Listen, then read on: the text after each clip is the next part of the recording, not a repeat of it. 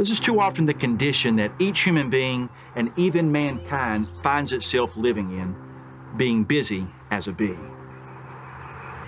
Trapped, exhausted, and working nonstop with nothing to show for it besides more fatigue, hopelessness, and drowned in frantic fear.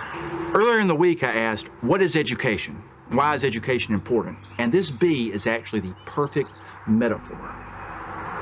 This poor little bee right here has been scrambling for hours, not realizing that right here, just inches away, it could crawl out if it just stopped beating its head against the wall, trying to do things the same old tired way it's always done them.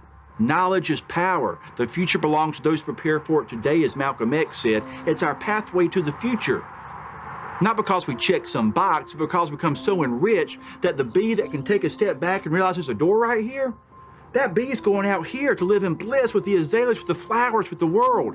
And the others that are trapped in here trying to do things the same old tired way, they're stuck. And see, here's part of the problem. Being busy as a bee is at best ineffective, and at worst, it's dangerous. It's dangerous because if you don't think about what the long-term effects of what you're doing in the moment are, then sometimes you can build a future for yourself that you don't really want. Smart bee that bounce back and realize there's a door inches away, man, that bee's living his best life right now. That's what we need to do as lives. I tell students all the time, I want you to learn to be sharp, not so you get a good test grade, not so you get a certain score, can get in a certain college, get a certain job. I want you to be smart so you make better decisions every moment, because our lives are an accumulation of the decisions that we make. And we make better decisions when we're more informed. How do you get more informed? Education. Without being informed, you stay working yourself to death, work harder, but you're still working into a screen.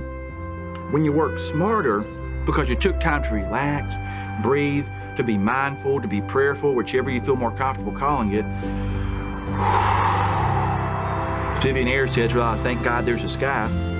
You can take a step back, and sometimes literally the answers to all our problems are inches away. This is important because as we deal with this coronavirus situation that's transforming life as we know it, and we gotta help out the world because this is the only planet in the whole universe we know of with greens and blues on it. So it's up to us to protect this beautiful thing, this opportunity to live upon this good earth. And it's abundant and has resources for all. There's enough here for everyone. If we stop living in the greed and we start living to our higher senses of self and thought, realize there's greatness that lives within me, there's greatness that lives within you, and let's connect that greatness together. And all those things that used to seem so hard and so difficult and so scary will seem manageable, normal, and even easy. Not because the nature of those things changed, but the nature of who we are changed. And let's get these bees out here into the wonder now. I'm gonna help them. Part of the change right there. Now, it's a good thing this bee's not my mom's house. She gets a little tennis racket, pop, because they drill in her porch.